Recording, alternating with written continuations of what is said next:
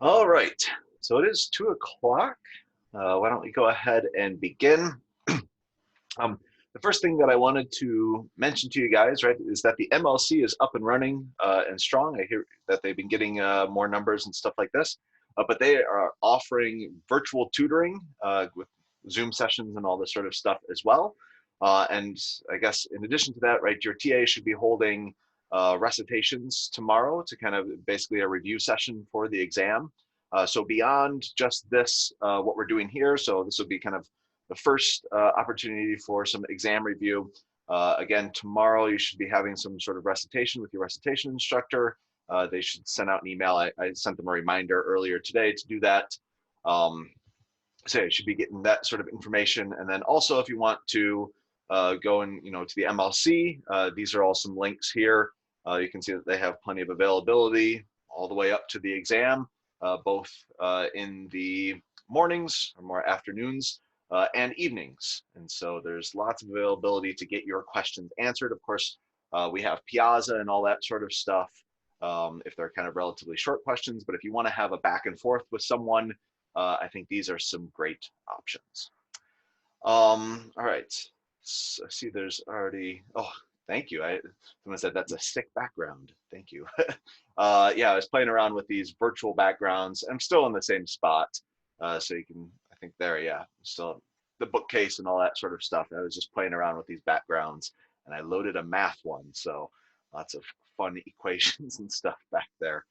Um, let's see. I see another question. Are we having a review session on Wednesday as well? No, because there's no live class on Wednesday because the the exam will be going right then. So we're not going to be having any review sessions on Wednesday. Good. I guess with that, right, I have some questions, that we should probably focus on. See that we're kind of lagging a little bit. There we go. Some questions that I've prepared for you that I think are a good kind of sampler's platter of questions to go over. And so we'll go over these, kind of hit a lot of the topics and do a good review. Again, I guess maybe the last kind of administrative thing before we get into that, right on our D2L page, let me go over here, and going to the exam stuff, right? So I'll go to content here, and then, so I am in, let's see, the weekly content, the week 14 stuff, and exam 2. So right now I'm in study and practice material. I'm going to go ahead and click exam 2 over here.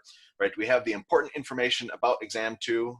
So if you weren't here for Friday's class, right, it says exactly kind of what the distribution of questions are and all that sort of stuff. There's going to be some true false. There's going to be some multiple choice. There's going to be kind of the standard, bread and butter sort of web work questions as well. Those ones were the easiest to code, right? We just kind of copied and pasted more or less. So there's going to be kind of a variety of things. We are paying attention to how painful it is for you to type in your answers and things like this. So we're trying to make that on the reasonable side. But there's also a bunch of other nice things here. The formula sheet, I would recommend that you download this and have it with you while you're taking the exam.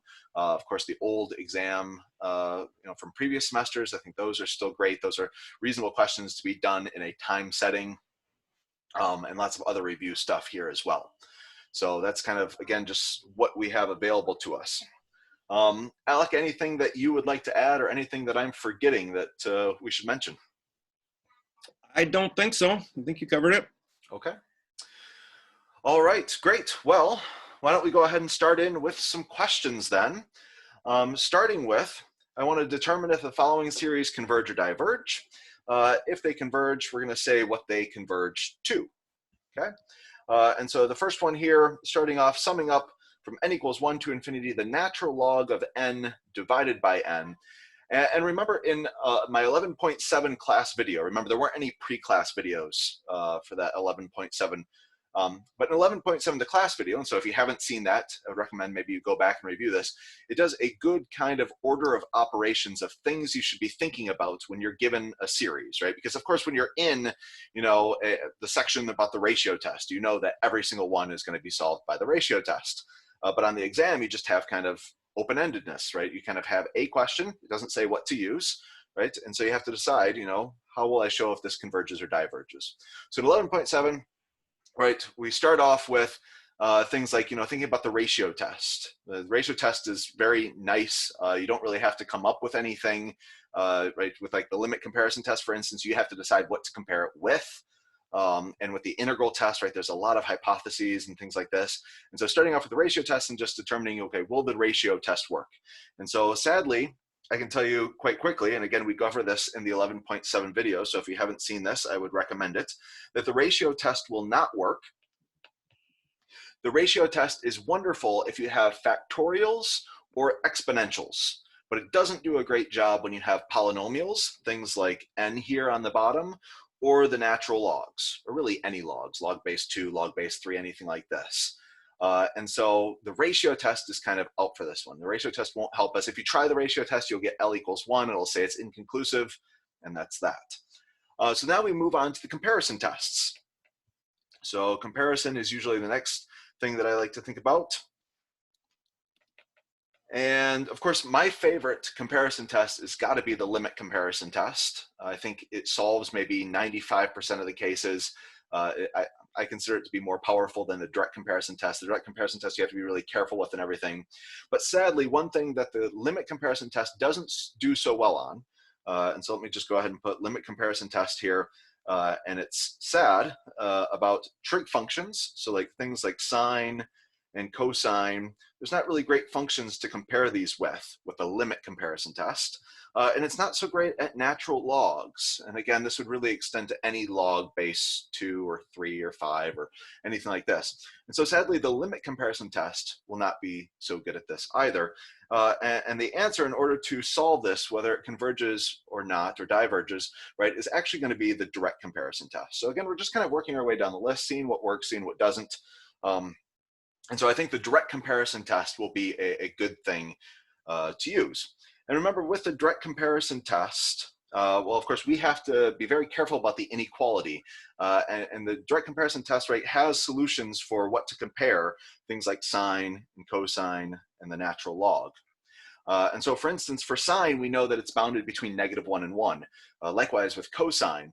For the natural log, what I usually say is that the natural log is greater than or equal to 1 eventually, and you have to be a little bit careful about your bounds and stuff like this. In this case, we're starting at n equals 1, so this may come into play. And it's also less than the square root. And actually, these are going to be strict inequalities, kind of if we mess with that starting bound there. And so it's smaller than the square root, and it's larger than 1. And of course, I'm interested in this specifically because my series here has a natural log, right? And so I could go ahead and bring this in, right, the natural log of n, and let's also include this division by n, that this is going to be less than root n divided by n, and it's going to be greater than 1 divided by n. And so if I go ahead and I think about, for instance, this one right here, we could simplify it, right? This is the same thing as the square root of n squared, so those could cancel out a little bit, and I have 1 over root n. And let's think about really quick, summing up this from n equals 1 to infinity. Will this converge or diverge? I'm going to click on chat and see if anyone said. Yes, thank you. Yes, it diverges. So this diverges because of the p series. So this diverges because of the p series. Now, this, be careful, right? This is larger than, let me highlight this. I'll grab green here. This is larger than what we have. And so if a larger series diverges, right, it goes off to infinity, does that say anything about a smaller series, right? When we sum this up, does this necessarily go to infinity? And the answer is sadly not, right? Just because something larger goes to infinity, well, something smaller could go to 50 or 32 or whatever, right? On the other hand, let's take a look on this left-hand side here. If we were to sum up this 1 over n, as n goes from 1 to infinity, this also diverges by the p series, right? In this case, p is equal to 1, and so this one here will also diverge. And so something smaller going to infinity, right? Because again, this was less than what we were summing up, something smaller going to infinity, that means that something larger certainly has to go to infinity. And so in this case, we can say that our summing up the natural log of n over n from 1 to infinity, that this will diverge by direct comparison test with 1 over n. And I bring this up just because I've seen some Weber problems out there, right, where they not only ask for what does it, does it converge or diverge? We have that, right? But what test did we use, right? So this one, it had to be the direct comparison test. The ratio test or the limit comparison test don't really work in this case. And we didn't compare it with this 1 over root n, right? This didn't end up yielding any good result. What we had to compare with was 1 over n, the thing on the other side of the inequality here, because when something small goes to infinity, it forces larger things to also go to infinity. Now, there's a small point of, there's a small issue here, right? That I told you that the natural log of n is greater than 1. And I just verbally said, eventually, right? And so if you want to be very specific about this, maybe it's good to know when eventually is, right? And so if you were to draw these things, of course, we know that the natural logs look something like this, and it's an increasing function, and it keeps on getting bigger and bigger and bigger. And remember, it crosses a height of 1. So here's a height of 1 at e. Remember, the natural log of e is equal to 1. So this is around 2.7, 818, things like this, right? So starting by 3 and beyond, right, 3, 4, 5, 6, all of these sorts of things, it is greater than 1. So there's a small part, and I've never seen, an assessment, a quiz or exam or anything in a time setting expect you to go through all of, this level of detail. Just kind of this thing that we've given in 11.7 and some other classes, this is usually fine. But technically what you're doing here is instead of summing up from n equals 1 to infinity of this stuff here, you would sum up from 3 to infinity. Oops, there we go. Because this is where very formally this inequality is true. And remember that this goes off to infinity, right? That this diverges. And so really what you would need is just the n equals 1 and n equals 2 values. So when n equals 1, you just get 0. And when n equals 2, you get the natural log of 2 divided by 2.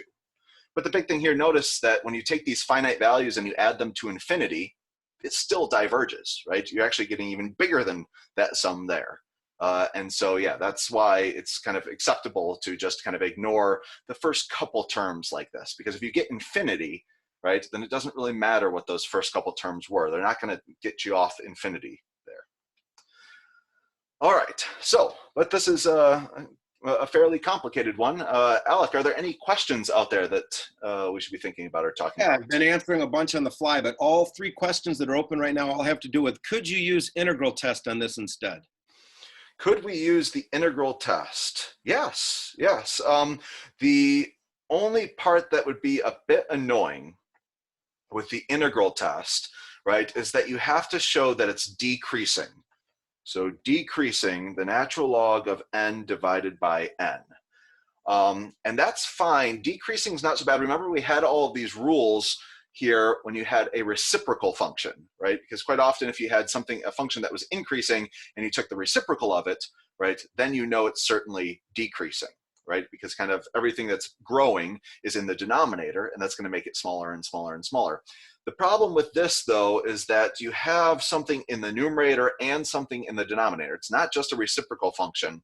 And so in order to kind of formally say where this is decreasing, right, is it actually decreasing at 1 and beyond, or maybe it's decreasing at like 3 and beyond, right? And again, you could do a trick kind of like this. In order to formally say that this is decreasing, we should probably take the derivative and see when it's less than 0. And so that's, I always save the integral test for the very, very last. If there's nothing else that works, I'll begrudgingly use the integral test. But those 3 hypotheses and like going through that it's continuous, right? Where it's continuous, where it's positive, and where it's decreasing, that's a pain. So yeah, that's why I always kind of leave that for the end. Any other questions or things that we should be talking about? I just had one in here just for curiosity. What would I do if there was a sine or cosine on top? Would they both be compared to 1 over n? Yep. You would compare it to 1 over n, and on the bottom, I guess it would be like negative 1 over n. Let's see, sine or cosine. This would be, I'm not sure if that would even be appropriate because you couldn't, it's not alternating with sine, if it's just regular old sine of n or cosine of n. And both of the things that you'd be comparing on both sides would be divergent, but one would be negative. Yeah, that would, I'm not sure if that would be can you think of how to do that, Alec, off the top of your head? If you had sine? And it was just n on the bottom. Yeah.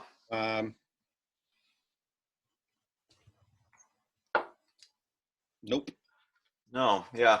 So this is the problem with, well, I don't know about problem, but I mean, a lot of math is like this, where kind of, if you're not careful, something that's very, simple sounding and to write down actually becomes quite horrible.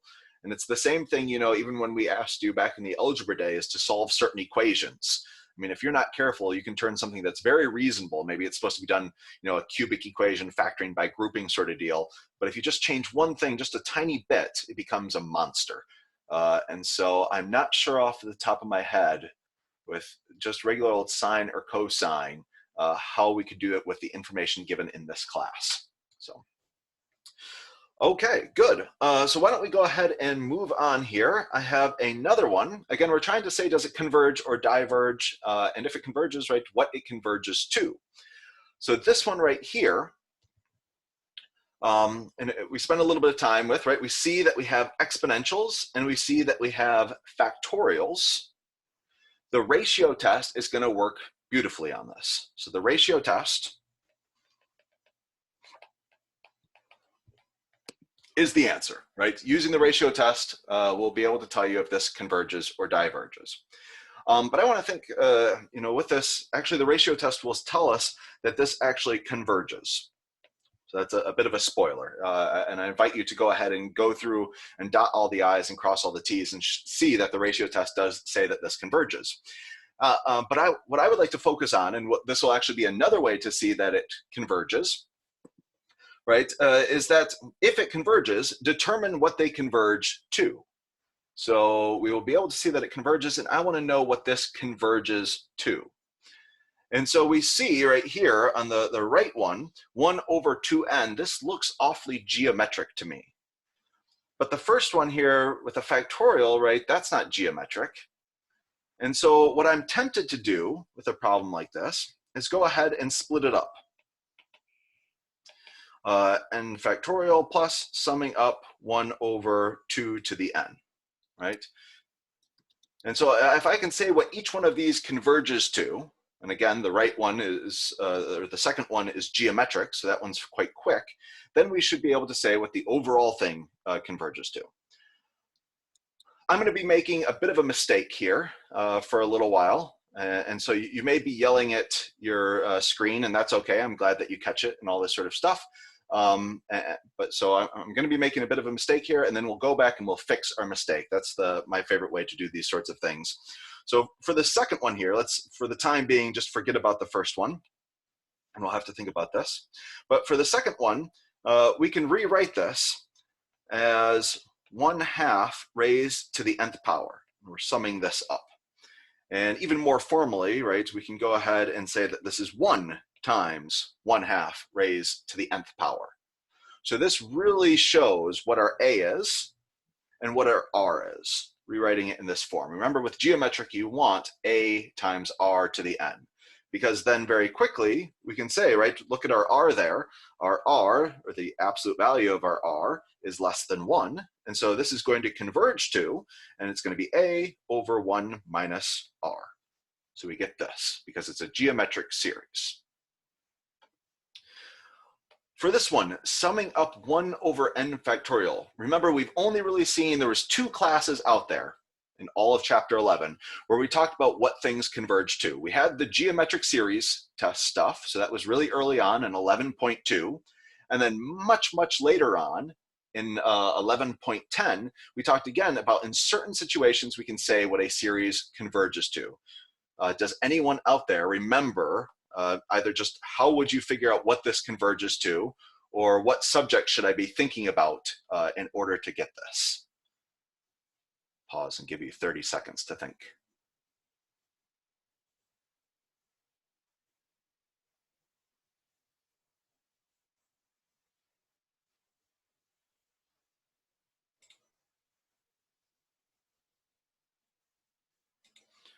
All right, so the subject that came much, much later was the Maclaurin series stuff. So with Maclaurin series, this was the other time where we were able to say what things specifically converge to. So in 11.10, we talked a lot about how to compute Maclaurin series and Taylor series and things like this. And then we started to talk about what are some of the uses, or why do you care about these things? And of course, we talked about how you can integrate some things and how they don't have closed form elementary antiderivatives and things like this. But one of the other big uses was that they give you some more series that you can go ahead and say specifically what they converge to. And so in this case, what we want to use, kind of going off to the side here for a second, is that e to the x was equal to, and remember, we always went back to this table and we said, okay, what does the series that we have kind of resemble? And so e to the x is 1 over n factorial times x to the n, right? And you sum all of these up. So sometimes you just write it as one fraction, right? X to the n over n factorial. And so that was, this is the Maclaurin series for e to the x. And remember, it's radius of convergence. So the places where this actually makes sense and it converges to a specific number is from -infinity all the way to infinity, right? Its radius is infinite. So every single x value makes sense to plug in here. And so you can see, well, if you just plugged in the x value of 1 into this, then 1 raised to any power is just 1. And so when you multiply by 1 by whatever you have, right, it's just that. It's just this 1 over n factorial. And so this is going to sum up to e to the first power. So e to the first power. And so we could go ahead, I'll cheat using technology here, bring this down a little bit.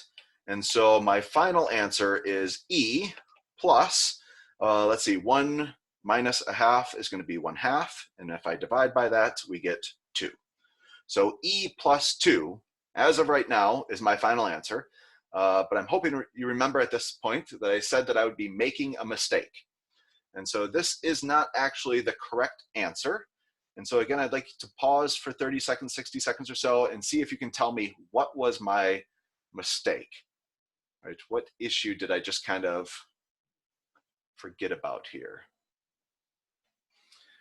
And so, yeah, I see it already in the Q&A, the index of the geometric series, right? Whenever you're saying what a specific series converges to, right, you have to be careful about what is that lower index, right?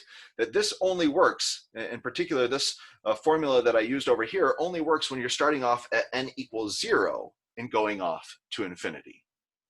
And actually the same thing is happening with this e here, right? If you go back and you actually look up the table for the Maclaurin series, that this says from n equals 0 to infinity, n equals 0 to infinity, right? And I was only interested in summing up from 1 to infinity and 1 to infinity. So this right here is actually, and you can see that I stopped writing my index altogether, that this is actually if I was summing up from 0 to infinity and 0 to infinity. So that's actually what I calculated here. This e plus 2 is not the answer to the posed question, but a new question that I made up, right? Summing up from 0 to infinity. And so if I wanted to get the actual answer, right, summing up from 0 to infinity of some function, right? And so in this case, I have my 1 over n factorial and 1 over 2 to the n. That's a whole lot like summing up from 1 to infinity of the same stuff here. But you also need to add on what happens at n equals 0. Because, right, if we're summing up from 0 to infinity, it's a lot like summing up from 1 to infinity, except for you just have to figure out what is that 0 term, right? What happens when you plug in n equals 0? And we know that this one right here, we've already solved that this is e plus 2. And so if we want to know what summing up from 1 to infinity is, well, then we can just subtract away that 0th term there, and then we'll win the game. So we plug in n equals 0 into my original equation here. And so if I do that, I get 1 over 0 factorial, and I have plus 1 over 2 to the 0th power.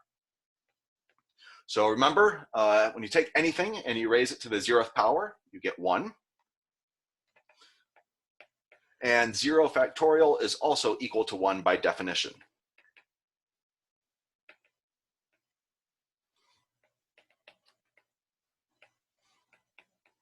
And so the answer to what happens when I sum from 1 to infinity, right? Well, I just need to subtract the 2 from both sides, and I get E is equal to the sum from n equals 1 to infinity of this stuff here.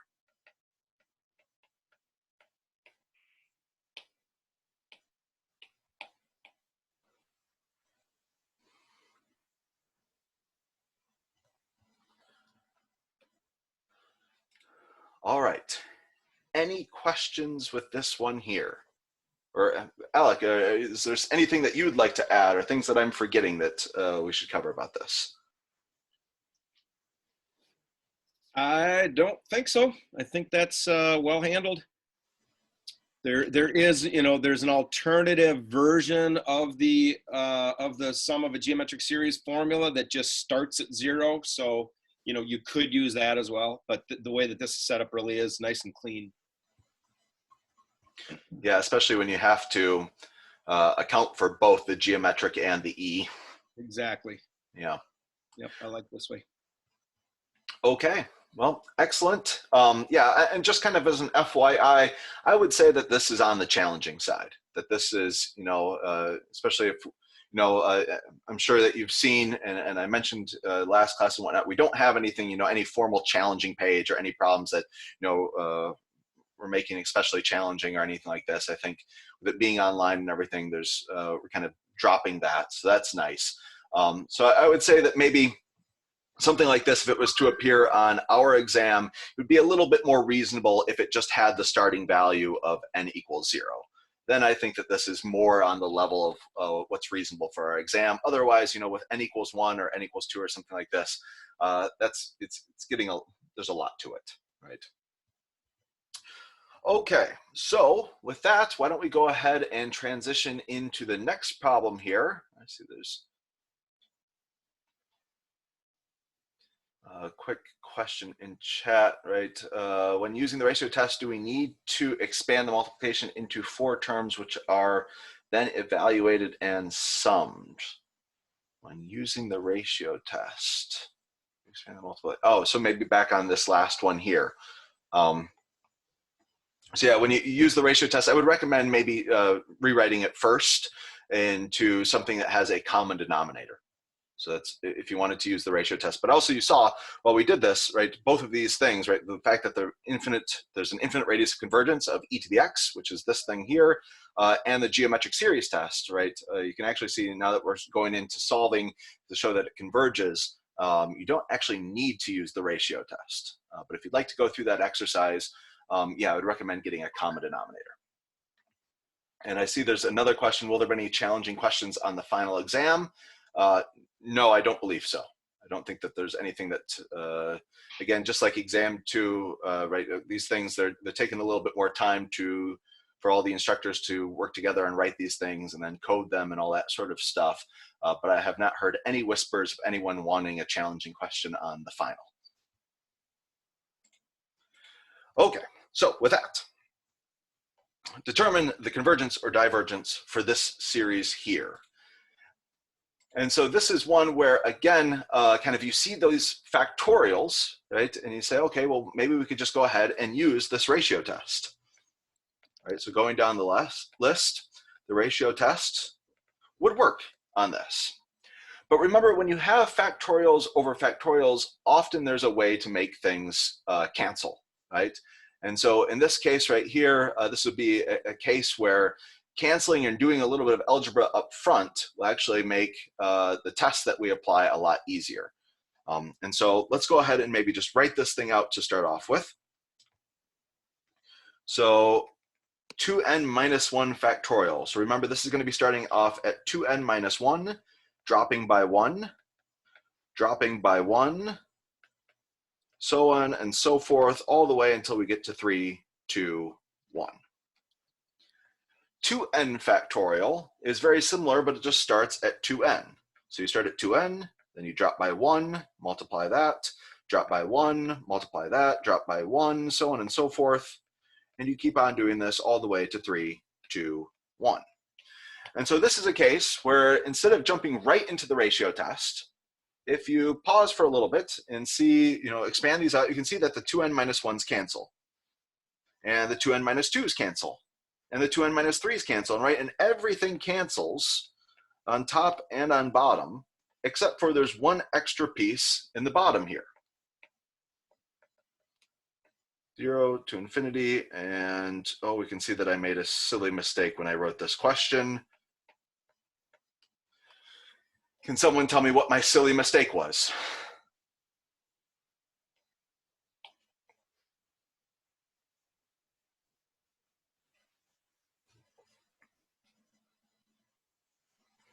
So the answer, my silly mistake, was that you do have to be careful when you're writing these, right? That you don't include any discontinuities, right?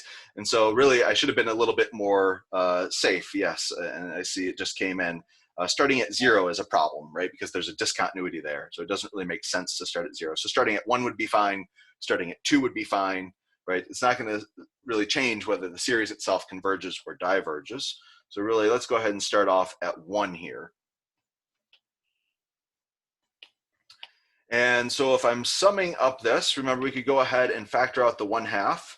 And now it really looks like P series, right? So we can factor out that 1/2, summing up 1 over n. This is going to diverge by P series.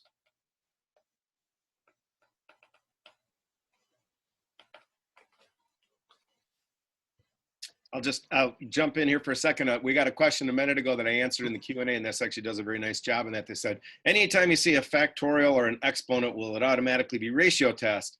And I said, well, we never want to say always, but they do often work. This is a great example of that, right? It looks like a ratio test problem, but actually, if you do the simplification first, it's better really not to use ratio test. Yeah, this one, it's quite painful actually with all of these factorials and getting things to cancel well. And whatnot, that you really shouldn't use the ratio test on this one. You should simplify things down, and this is really the way that you should go. Absolutely. Okay, so those are some questions that I think are fairly reasonable and kind of are for the first half of chapter 11. Now we're getting into ones, right, more on the second half, right? We did all these things with set series in order to talk about power series or infinite polynomials. And so here we'd like to find the interval of convergence for this power series here. And so remember, whenever you're given a power series and you're asked to find the interval or radius of convergence, 100% of the time, ratio test. Right? So this is one of these that you really can't always say. I mean, every single problem we've ever seen for any of this sort of stuff has been the ratio test. And so ratio test, anytime you want the interval of convergence for a power series. And so we're going to take the limit as n goes to infinity, and we're going to do our a sub n plus 1s. So n plus 1 everywhere I see an n. And then we're going to divide by our a sub n's. So n factorial and x minus 2 raised to the nth power. These should be inside of some absolute values. And so now the limit as n goes to infinity, well, with these factorials, sometimes we have to be a little bit careful, right? So I guess we could start off with the easier one. We see there's n x minus 2's on bottom, and there's one more on top. So they darn near all cancel out, but there's just one more on top than there is on bottom. So you can say that this is just going to be the absolute value of x minus 2. Now with these n factorials and n plus 1 factorials, again, it's a good idea.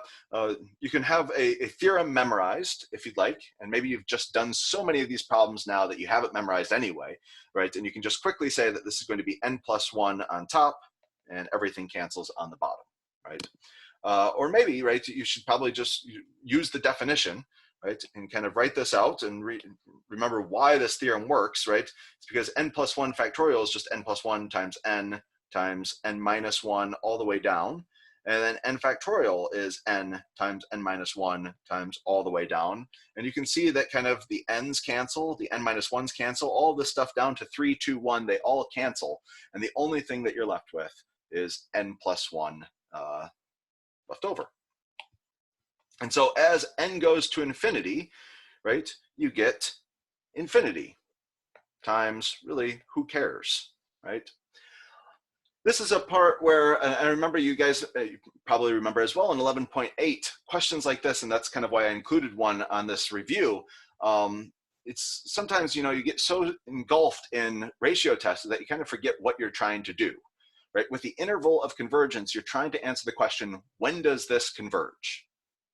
When does this converge? And so remember, the ratio test says that this converges when you get a limit that's less than 1. So you get a limit that's less than 1. And so when do you take infinity and multiply it by who cares what, right? And you get an answer that's less than 1, right? And so the answer is pretty much never. So notice that, and this is a little bit nicer, right? Because it asks for the interval of convergence. But I remember in 11.8, and I got asked on Piazza and stuff like this, that if it just asks for the radius of convergence, a lot of people were plugging in infinity, right? But the answer isn't infinity. The answer is none, right? There is no place where this really works, asterisk, right? Because this really works well for the open interval of convergence, right? So the open interval of convergence is really for this. You still have to check the endpoints. And so a student showed me this a few semesters ago, and so that's why I've left it written like this, and I think this is fairly nice, right? That if you divide through by that infinity, right, you get 1 divided by infinity. 1 divided by a very, very large number is 0. So first of all, here you really see, right, you have this whole x minus a is less than r sort of feel to it. You really see that the radius of convergence is 0. And you see that your center is 2. So a radius of convergence is 0. You can't take any steps off of your center, otherwise you'll diverge. But if I was to draw a picture here for this, right, and normally it's a good idea to remember like kind of usually how these problems go, right? If your radius was 1 or something like this, they could go over to 3, and you could go down to 1, right? And you'd have the open interval here, and you'd have to check the endpoints. In this case, our interval actually has width 0, right? Because our radius is 0. So you can't take any steps off, but still you have this open bit, right? You don't know what's actually happening at these endpoints. And so just like kind of these original problems, you still have to plug in at these endpoints to see what's happening. And so if you plug in 2, which is the only endpoint here, you're summing up from n equals 0 to infinity, n factorial, 2 minus 2 is 0 raised to the nth power. Well, 0 raised to any power is 0. And so you're summing up 0 plus 0 plus 0 plus 0 infinitely. And so this is a place where it will actually converge, and it converges to 0. So, and you may remember, I forget, maybe it was like problem 13 or something like this in 11.8. I remember the answer was like 7/2. So you had something like this, but I think it was maybe 2x minus 7 or something like this. And so even though the radius is 0, actually at that endpoint there, or at the center, right, the interval of convergence, you should actually include that 2. And so the way that you include that 2 is with these squiggly braces here, these curly braces. So at the x value of 2, it converges and nowhere else. As soon as you take the tiniest step off of your center, as soon as you have the tiniest radius, right, it diverges. So at 2, it will converge, but nowhere else. Anything I'm forgetting or that you'd like to add, Alec? Well, I just answered a question in type, but probably a little explanation would help here too. They were asking about how come you don't set it less than 1 and greater than -1.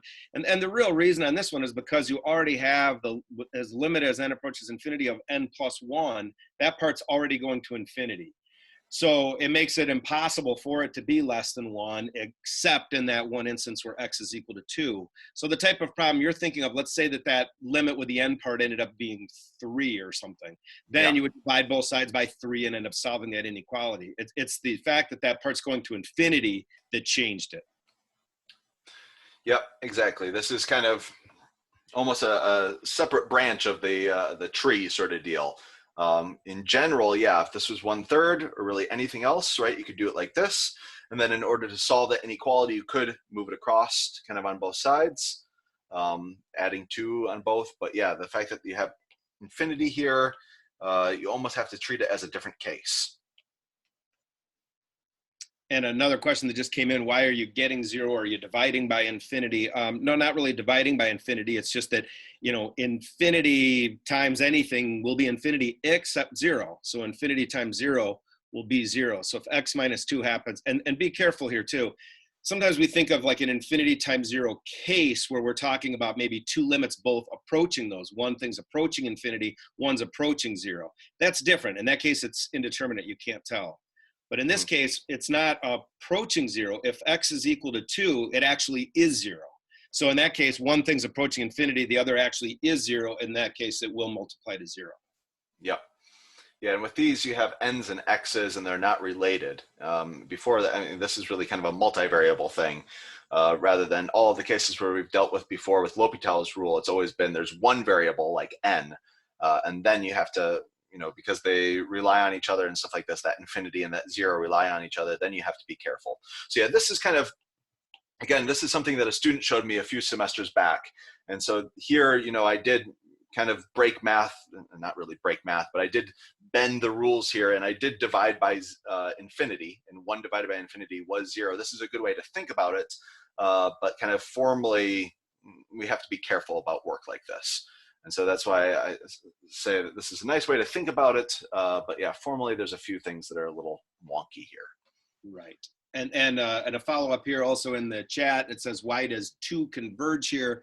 Well, when you plug in 2 for x, back in the original problem, that's just, if you plug a 2 in there, it's 0. So your series is simply 0 plus 0 plus 0 plus 0 plus 0 infinitely many times, as shown right there. Yep. So remember, converge and diverge is really asking, does it go to infinity or not? Asterisk, right? I mean, there are some weird oscillation cases and whatnot, right? So diverges, especially when you only have positive terms, for instance, right? Diverges, right? Is there any way that this goes to infinity? Well, no, right? You're just adding 0 to itself a bunch of times. So in this case, we can say that it converges, and better yet, we can say what it converges to, right? Because we know that when you add 0 to itself, who cares how many times, you get 0. So it converges, and better yet, we can say that it converges to 0.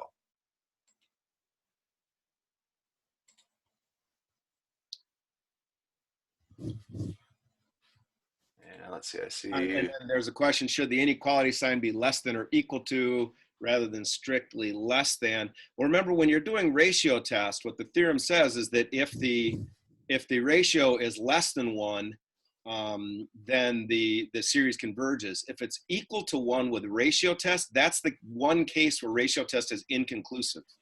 So you don't want to set it less than or equal to 1, because when it's equal to 1, ratio test is inconclusive. And I see one here. If on the test we get multiple choice asking which functions converge, if we see a function that converges conditionally but not absolutely, the question is ask which converge absolutely, correct? No, so if it converges conditionally, right, that would be another way to just say that it itself converges. Absolute convergence is kind of stronger, and so certainly if it does converge absolutely, then it would converge itself. But yeah, if it's just asking, does the series converge or not, right?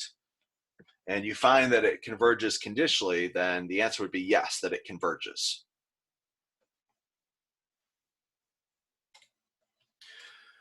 Okay, so let's go ahead and move on here. I see find the Maclaurin series for f and express your answer in sigma notation, 2/9 plus x squared.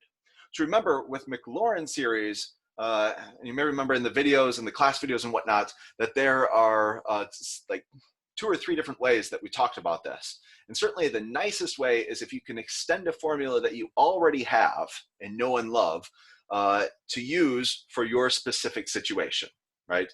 And so we talked about how, for instance, in this case, we're going to be trying to reuse our 1 over 1 minus x because it kind of looks like what we have here. Otherwise, right, if you just saw this problem, right, a way that kind of always works, but maybe takes some more time, is just you could start by taking derivatives and things like this. And so, but in this case, because we have Maclaurin series, so first of all, Taylor series, you almost need to always, take derivatives and whatnot because we don't have a nice table that we can use there. And sometimes we've seen that there are some functions, right, that just don't match anything on that table. And so in those cases, you need to also take derivatives. But in this case, this looks fairly close to 1 minus x, 1 over 1 minus x, that I'd be interested in trying to use this. And so let me go ahead, and in general, we maybe write 1 over 1 minus u. That's equal to summing up from n equals 0 to infinity of u to the n. And so let's go ahead and try to rewrite this, right? And so first of all, you can see that we have quite a bit of freedom here with our variable. We could certainly set that equal to x squared or negative x squared, or really whatever we want. The problem is that this 1 right here is awfully fixed. And so we need to try to rewrite this. And again, I'm really not even worried about this 2. I could take this 2 off here, and then we have a 1 on top. But I'd like to somehow rewrite this so that this becomes a 1. And so there's a couple of different ways that you can think about this. But what I'd like to do is maybe factor out a 9. So if I factor out a 9 from the bottom, that fixes that and it becomes 1. But of course, it ruins the other piece a little bit, right? And this becomes x squared over 9. Double check, if we go ahead and we expand this through, we should get back to exactly where we started. So this is going to be the same thing as 2/9 times 1 over 1 plus x squared over 9. And now this looks very much like the series that we have here. We can just let u be equal to negative x squared divided by 9. And then, of course, we'll multiply by 2/9 here. So, okay, we're going to have 1 over 1 and then minus a negative, so plus x squared over 9 is going to be the same as summing up from n equals 0 to infinity of negative x squared over 9. Just again, everywhere I see a u, I'm plugging in that negative x squared over 9. Raise it to a variety of powers here. And again, in order to get exactly the function that I want, we should multiply by 2/9 on both sides. So if I multiply by 2/9 on the left-hand side, and again, we could really reformulate this if we want and make it look exactly like what we wanted here. So 2 on top and distribute that 9. And on the right-hand side, multiply by 2/9. Oops, 2/9. And summing up from n equals 0 to infinity. And maybe let's go ahead and start distributing a little bit here. We have a negative sign, or -1 raised to the nth power. We have x squared raised to the nth power, and we have 9 raised to the nth power. And now we can go ahead, right? You're allowed to push constants inside, or you can factor them out. Right now it's factored it out, but I usually like to group together, right, all of my c sub n's, and then maybe like my x's. So I'm going to go ahead and try to push these constants inside and get my c sub n's here. So I'm going to have 2/9. I'm going to have this alternating piece, -1 to the n. All of my variables, will notice it's not just x raised to the n, but it's x squared raised to the n. So when you take powers and you raise them to more powers, they multiply. And so you get x to the 2n. And then on the bottom, we have 9 to the n still. And so the most, the simplest it could possibly look. And by the way, so if this is kind of a free response, maybe you have to type in this right here. That's not so horrible. So you could do that maybe on our exam. But let's imagine it's multiple choice, right? And this isn't on the answer sheet, or this isn't one of the possibilities. We do have to know that, right, when you take 9 and you multiply it by 9 to the n, right, that these have common bases. And so their exponents are going to add, right? Altogether, you have n plus 1 of these 9s in the bottom. And so the very simplest that this could possibly look is something like this. And so that is what I'll highlight as my final answer. But again, if it's a free response sort of deal and you're allowed to type in whatever you want, this would certainly be fine. However, if it's a multiple choice and that's not on the answer list, but this is, right, well, then you should select this. So that's really the case where you would need to know that you can bring those 9s together. All right, questions or things that I should mention, Alec? I haven't had any come up that I didn't already answer. Okay. There's no open questions at the moment. I thought that was clear. All right, and then, so here, find the radius of convergence for the series that we found in A. Again, there are 2 different ways that we can go about this. I guess maybe this is a small counterexample to when I said, if you're interested in finding a radius or interval of convergence, always use the ratio test. So in this case, you certainly can use the ratio test, and it will work. So we have now our power series. That's the power series we found. We could use the ratio test and we could find the answer that way. The other thing is that when you use one of these Maclaurin series from the table, they already have a radius specified.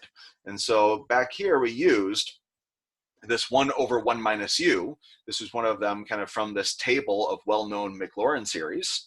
And this, we would say that the r value, the radius of convergence for this Maclaurin series right here is r equals 1. And so therefore, and notice that it's centered around 0, so therefore the absolute value of u should be less than the radius of convergence 1.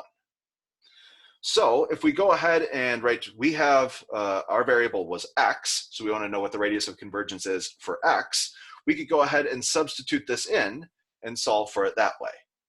And so in this case, let me go back down here, we're starting off with the absolute value of u is less than 1.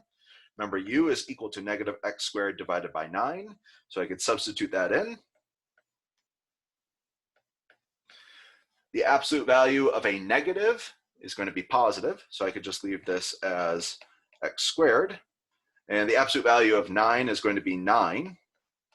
We could bring that over to the other side, in fact. So let's multiply through by 9. And then the last thing, is that our goal is to get it to look like x minus a is less than some r, right? That would tell us what our radius of convergence is. So I'm trying to make it to look like in this form. So let's get rid of that squared. Of course, the way that we get rid of a squared is take the square root. Square roots are nice increasing functions, so you don't have to worry about this inequalities swapping on you and flipping and becoming greater than instead of this less than. And if you really wanted to make it look like this, you can say x minus 0 inside of our absolute values, right? Because again, this is centered at 0. You don't see any x minus 1s or x minus 5s or anything like this, that this is centered at 0, x minus 0 raised to various powers. And so in this case, we can see on the other side, we have the radius of convergence is 3. So r is equal to 3. So in this case, we wanted to know what the radius of convergence is. Again, if you want to use the ratio test, you can. It's not even that much more work, in fact. So if you really have the ratio test down, I would recommend just, on the exam, do what you know best, right? And so if you're more comfortable with the ratio test, just stick with that. It works. But this also works and, is a hair faster, I would say, if you get this method down as well. Any questions? There's one that just came in the Q&A. I'm not sure I understand the question. Oh, you're seeing that? Is the whole constant thing true for cube roots and roots beyond 2, like as in not flipping the inequality? Oh, yes. Yes, that's all true. So long as you have positive values on both sides of your inequality, so that means it's in the domain of the function, all of these root functions are increasing.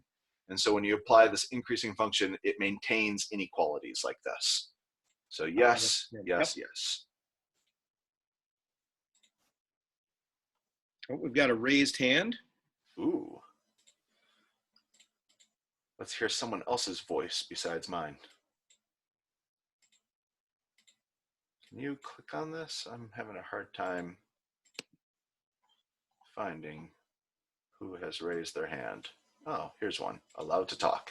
Perfect. And I'll click unmute to try to help. Question.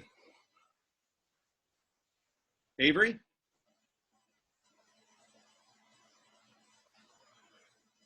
You're still muted.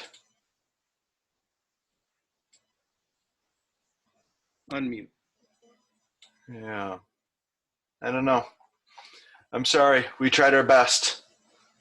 If you can get your microphone working, go ahead and raise your hand again or whatnot. But I guess we'll go ahead and continue on. Or if you want to try typing your question, I understand some of them are not so easy to type. So I do like the raise hand feature, and so that way you can speak your question. But Avery said, oh, shoot, I accidentally clicked that. Oh, maybe they didn't mean to raise their hand. Okay. Okay. Fair enough. So let's go ahead. This is the last page of questions here. So let's try to work through this if at all possible. Find the third degree Taylor polynomial for this function centered at c equals negative pi over 4. So in this case, it tells us what the center is. In our textbook, really, I think we use A pretty much exclusively. But I know other textbooks, and if you Google stuff online and whatnot, right, they may use C, right? C stands for center, that's fine too. A is also fine, doesn't matter.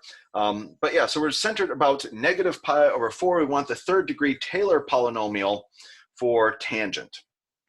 So this is one of these cases, right? I really like this list of Maclaurin series, and whenever it's possible to use that, I think it typically makes the problem faster. But in this case, first of all, you'll notice that you don't see any tangents on there. There is one for tangent inverse, but that'd be quite difficult to make it work for tangent. And the other problem is that it's not a Maclaurin series, right? It's a Taylor series, and with a center that's not 0. Right, at negative pi over 4. And so this would be a case where you really shouldn't use that nice table.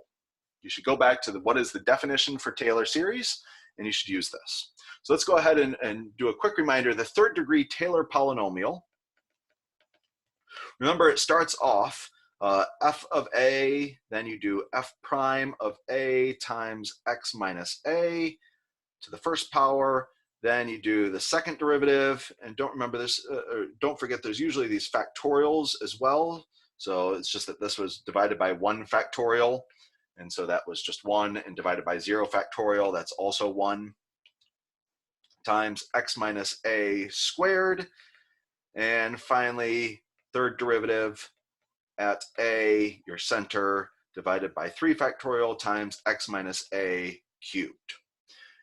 And so again, this is, right, if you look back on any of your notes and things like this, you'll probably see this formula.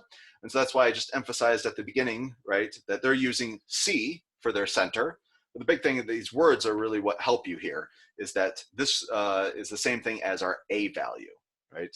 And so don't get confused, you know, if you happen to see C here or there, right, this is also just specifying what our center is. So, okay, we're gonna go ahead and start plugging some of these things in. Negative pi over 4, notice that in order to win this, I really need to know what is my function, the first derivative, and let me just highlight instead, the second derivative and the third derivative at this A value. Once I have that, everything else, I mean, I can pretty much do in my head, right? 3 factorial is 6, I can cube things, should just leave it as is anyway. So really, I want to figure out these function values and its derivatives at this negative pi over 4, and then we'll be done. So let's go down here. Again, our function is tangent. So f of x is equal to tangent of x. And so the function's value at negative pi over 4, so tangent of negative pi over 4. And so, yep, hopefully you remember your unit circle and whatnot. This is going to be negative 1. Right, so you could draw out a little mini unit circle here. Negative pi over 4 is just going to be down here. Remember, tangent is essentially slope. Right, so this slope of this line going from the origin to this point here is negative 1. Let's take a derivative, right? We need to know what the derivative of tangent is. That's secant squared. and we need to plug in our specific value, our negative pi over 4, into secant squared. Well, secant is the same thing as 1 over cosine. So the cosine of this value here is going to be root 2 over 2. So 1 divided by root 2 over 2, and that's secant, and I need to square it. So let's go ahead and maybe square, well, squaring 1 just gives you 1. Squaring root 2 gives you 2, and squaring 2 gives you 4. So I'm just squaring each one of these pieces, and then instead of dividing by a fraction, let's go ahead and multiply by its reciprocal. So I'm going to get 4 divided by 2, or that's going to be the same thing as 2 very nicely. And again, kind of if you want, you go ahead and just start plugging these things in, right? We know we have a negative 1 here now. We know this is going to be a 2 times x minus negative pi over 4. So, right, you can kind of just start filling these things in as we have them. Let's go ahead and take a second derivative, and this is where things are going to get a little bit annoying, I suppose. So when we take the second derivative of this, well, the 2 comes down, leave the inside alone. So this is going to be secant to the first of x. And then we multiply by the derivative of the inside. So the derivative of secant is secant tangent. So we have yet another secant, and we have a tangent. This is fairly nice, though, because we've already plugged in negative pi over 4 into both of these things. So I know secant squared is going to be 2. So it's 2 times 2, and tangent at negative pi over 4 was negative 1. So actually, it's not as bad as it could have been. So now we have that this is going to be negative 4. So this is going to be negative 4 divided by 2 factorial, x minus negative pi over 4 squared. And last bit here, and we could, of course, simplify this if we want. There we go. The third derivative. So now maybe I need to go over here a little bit. The third derivative, and I'm going back, I'm looking at my second derivative down here, taking the derivative, well, I'm going to need to use the product rule, right? Because I see that's a product of functions now. So it'll be the derivative of the first, so derivative of 2 secant squared. Well, secant squared, yet another 2 comes down, lower your power by 1, multiply by the derivative of the inside, derivative of secant is secant tangent. So that's the derivative of the first times the second. So the second was tangent. So times tangent, that'll give us tangent squared, plus the first 2 secant squared x times the derivative of the second. And the derivative of tangent is yet again secant squared. And so we can plug in negative pi over 4. And luckily, right, we've kind of already done this to all of these pieces here. 2 times 2 is going to be 4. Secant squared, remember, we already plugged in negative pi over 4 once to that for the first derivative. It ended up being 2. This tangent was negative 1. I guess we got to square that. And then 2 secant squared, again, that was supposed to be 2. And secant squared, again, that's another 2. And so we're left with 8 plus 8. That's going to be 16 altogether. So again, not the most beautiful thing in the world, but also not as bad as it could be. This is going to be 16 divided by 3 factorial is 6, x minus a negative pi over 4 cubed. And so, of course, we could simplify this. This is going to be 8/3. So again, if this ended up being like a multiple choice question, right, and you saw this as a possible answer, that's fine, select that. Otherwise, you know, leaving it as 16/6, for instance, I don't think that would warrant any points off, right? So this is the fully simplified version, but also if you just stopped a little bit earlier and you didn't simplify, you know, the 16/6 or the 4/2 or stuff like this, I think you should also get full credit. Anything you'd like to add, Alec, or any questions? This came up before. We mentioned this a couple days ago, but of course, the exception of not simplifying is you do need to evaluate your trig functions, right? We'll have those functions turned off. So you couldn't leave your answer, for example, as just saying tangent of negative pi over 4. You have to evaluate that part. Yes, that's a great reminder. Thank you for that. Yeah, I didn't think about not simplifying to that extent, but that's absolutely true, that we'll most likely have the trig functions turned off. And you can see that this looks a lot better too. I mean, if you had to write or type in all of those, you know, can you imagine typing in like all of this right here with the negative pi over 4? this is a case where I think actually simplifying will make the typing it in. I mean, it's way easier to type in 16 than all of this stuff with the negative pi over 4s and all that. So yeah, definitely simplify your trig functions if you have well-known values on a unit circle. And a couple of questions came in. One says, how would the question be worded for when they want you to show only the third degree part, so only that 8/3 part? They would ask for the coefficient on the cubed term. Yep. As the wording they would use there. And then another question here says, is there any chance the key would expand that answer? I assume you're talking about like multiplying out x plus pi over 4 multiplied by itself 3 times. No, yeah. We would not make you do that.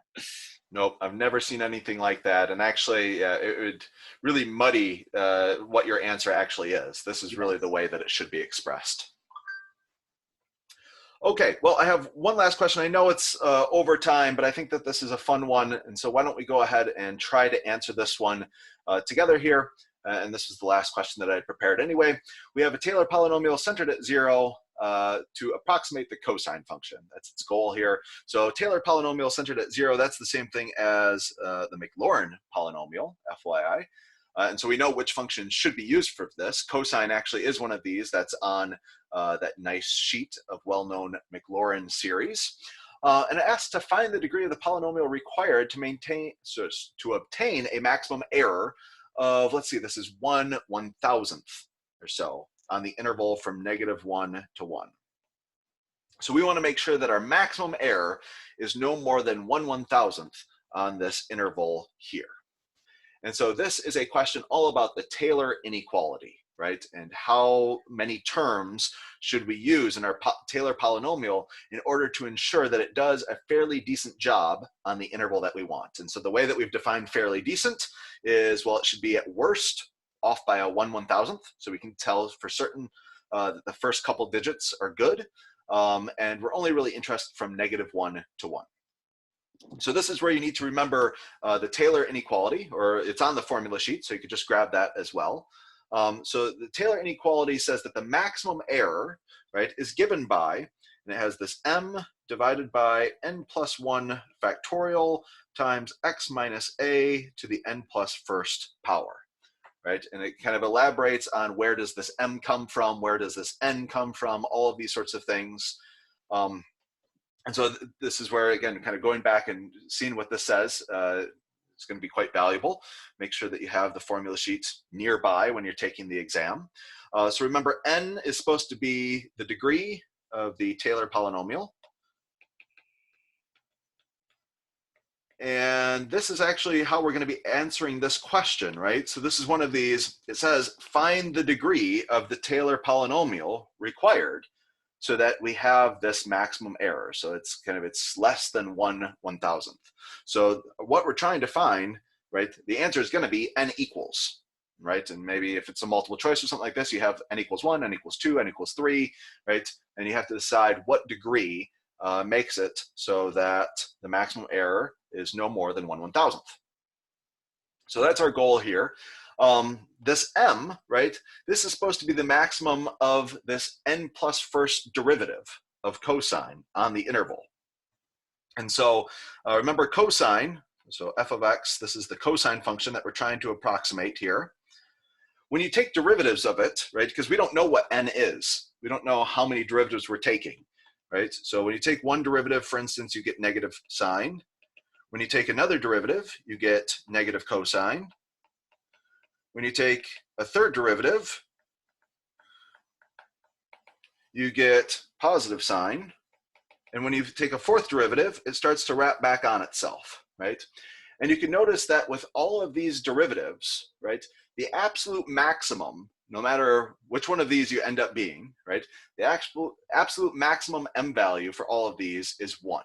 Because sine, cosine, negative cosine, right, the absolute maximum for all of these functions is 1. So in this case, m is equal to 1 for a lot of these trig functions here is kind of a classic thing to do. And notice kind of the worst case scenario for this, right? We're on this interval from -1 to 1. Our center is 0, by the way, right? And so the worst case scenario, right, is if you were at one of these endpoints, right? So if you had x equals 1, for instance, right? If you had something like 1/2, right, this isn't going to be the worst case scenario, because 1/2, when you raise it to larger powers, that's actually getting smaller, right? So the largest this can possibly be is when you're at one of these endpoints, either -1 or +1, because the absolute value kind of takes away that negative sign. So when you take 1 and you raise it to, who cares, whatever power, right, that always is 1. And so notice, I mean, it took us a while to get here, but basically we want to know what n value makes this less than 1/1000th, right? We want our maximum error, remember this is giving out error, the maximum error to be 1/1000th, right? And so again, basically we're just trying to figure out what n value does this work for, right? And so for instance, if you tried n equals 2, n equals 2, n plus 1 factorial would be the same thing as 3 factorial. That's going to be 6, right? 1/3 is certainly not less than 1/1000th, right? So you could try, well, how about n equals 4 or n equals 5? Sorry, n equals 3, n equals 4, n equals 5. So let's try maybe n equals 4 next. We're going to get 5 factorial. 5 factorial, 5 times 4 times 3 times 2 times 1 is going to be 120. 1/120th is sadly not smaller than 1/1000th. N equals 5 is going to give 6 factorial. That's going to be, well, if you take this and multiply it by 6, what you're going to get 720. That's getting pretty close to 1/1000th, right? And so the answer is going to be at n equals 6.